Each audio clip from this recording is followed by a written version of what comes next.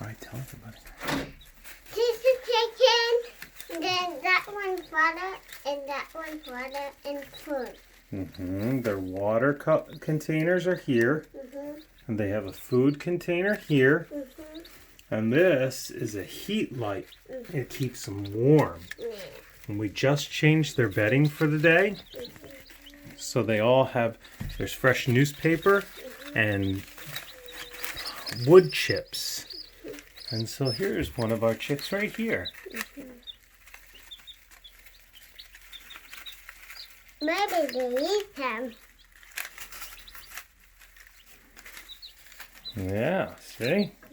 And these are all supposed to be girl chicks so that they give us eggs later on in the summer.